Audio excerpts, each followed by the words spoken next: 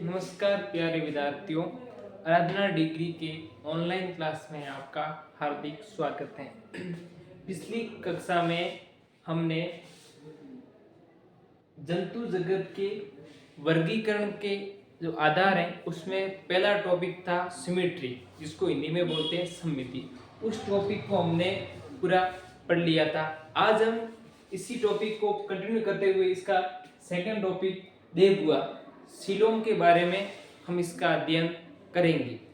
जैसे देखो विद्यार्थियों, जैसे हमने पिछली बार सिमेट्री पढ़ा, तो उस सिमेट्री में क्या होता है कि जो जंतुओं का जो डिवाइडेशन है उसको हमने 3 भागों में बांटा था। पहला था गोलीय सममिति, दूसरा था असममिति और तीसरा था अरीय सममिति। इसमें क्या है कि जितने भी जीव हैं उनमें यदि सममिति अनुपस्थित होती है, अर्थात उनके शरीर का विभाजन यदि नहीं होता है तो उसको बोलते थे हम असममिति, और इस प्रकार के जीवों को बोलते हैं असममित जीव। उसके बाद हमने पढ़ा था गोलीय सममिति, अर्थात जितने भी जीव होते हैं उनका शरीर 2 भागों में विभाजित हो जाता है, या 2 से अधिक भागों में विभाजित हो जाता है, उसको बोलते हैं गोलीय सममिति। उसके बाद हमने पढ़ा था अरीय सममिति, जिसका विभाजन 2 से अधिक भागों में होता है, उसको अरीय सममिति। लेकिन इसमें डिफरेंस था, गोलीय सममिति में ओनली एक ही अक्ष होता था, लेकिन उनमें अक्ष अलग अलग प्रकार के थे। ये था हमारा पहला टॉपिक सिमेट्री। अब दूसरा टॉपिक पढ़ेंगे हम देवगुहा, जिसको बोलते हैं सीलोम। इसके आधार पर जंतुओं को 3 भागों में बांटा गया है, एसिलोमेट, स्यूडोसिलोमेट और सिलोमेटा।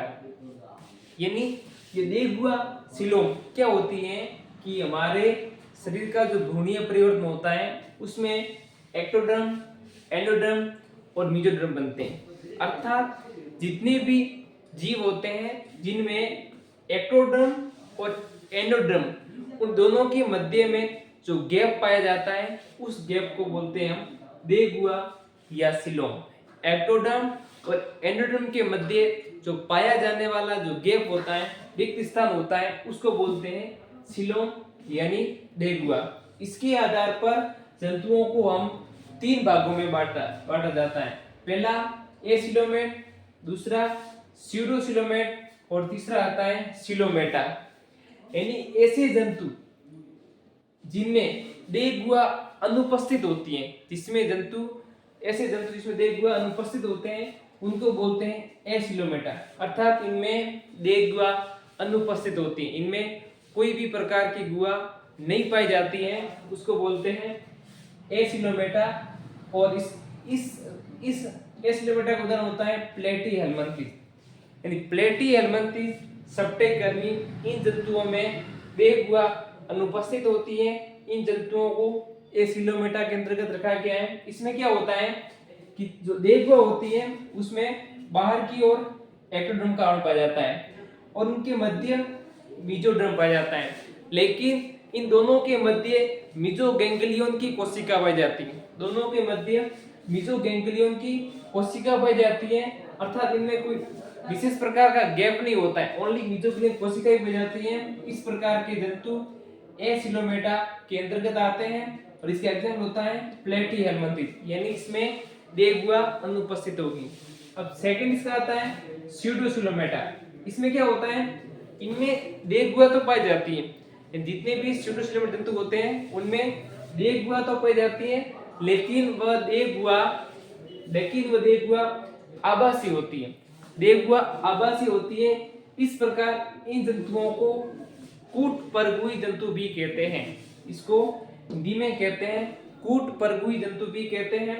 अर्थात इनमें देवगुहा आभासी होगी, अर्थात इनमें वह पूर्ण रूप से मेसोडर्म से आवरणित नहीं होती है। अर्थात यह स्यूडोसिलोमेट या कूटपरगुई प्रकार के जंतु होते हैं। इसका एग्जाम्पल होता है एसके हेल्मिन्थिस। इसका एग्जाम्पल होता है एसके हेल्मिन्थिस। इसमें क्या होता है कि इन जंतुओं में देवगुहा उसके बाहर की ओर एक्टोडर्म पाया जाता है, भीतर की ओर टूटा फूटा रूप में मेसोडर्म पाया जाता है। पूर्ण रूप से ये मेसोडर्म से आवरणित नहीं होती है। अर्थात इस प्रकार की देवगुहा कूटगुई स्यूडोसिलोमेट कहलाते हैं।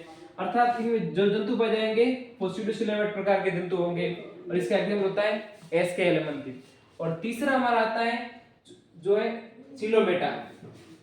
ये देख हुआ विकसित प्रकार की होती है, अर्थात इस प्रकार के जंतुओं में इनमें 3 प्रकार के जन्म स्तर पाए जाते हैं, एक्टोडर्म, एंडोडर्म और मेसोडर्म।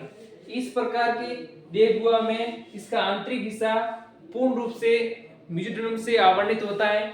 एक्टोडर्म और एंडोडर्म के मध्य मेसोडर्म पाया जाता है, अर्थात ये देवगुआ विकसित प्रकार की होती है। इस प्रकार की जो देवगुआ होती है वो कशेरुकी, कॉर्डेटा पाई जाती है और अकशेरुकी संघ जैसे एनेलिडा है उसमें भी ये देवगुआ पाई जाती है जो मेसोडर्म से आवरणित होती है और ये विकसित प्रकार की सिलोमगुआ बनती है। तो ये विद्यार्थी टॉपिक था हमारा सेकंड देवगुआ या सिलोम के बारे में। हम टॉपिक पढ़ते हैं बीएससी फर्स्ट ईयर का जंतु जगत के वर्गीकरण का आधार। उसमें पहला था सिमेट्री जिसको हिंदी में कहते हैं समिति, दूसरा है सिलोम जिसको हिंदी में कहते हैं देवगुआ। सिमेट्री हमने पिछली कक्षा में पढ़ा था, आज हमने देवगुआ के बारे में पढ़ा।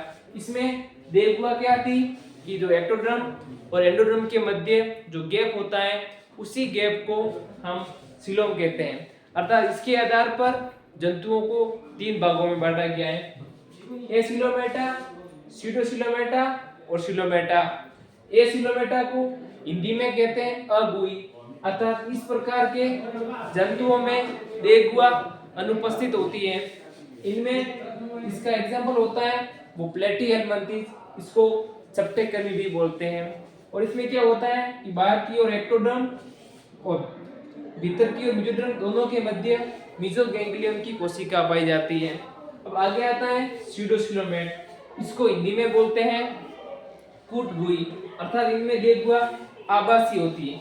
इस आभासी का मतलब ये है कि इसकी जो देवगुआ है वो उसमें मेसोडर्म से पूर्ण रूप से आवरणित नहीं होती है, ये टूटी फूटी आवरण पा जाता है मेसोडर्म का। इसका एग्जाम्पल होता है एस के एलेमंथेस। और अगला आता है सिलोमेटा। ये क्या होता है कि यह इस प्रकार की देवगुआ में इसका आंतरिक आवरण पूर्ण रूप से मेसोडर्म से आवरणित होता है, अर्थात इसमें तीनों प्रकार के जनिस्तर मिलते हैं और एक गुआ का निर्माण करते हैं, उसको बोलते हैं सिलोमेटा।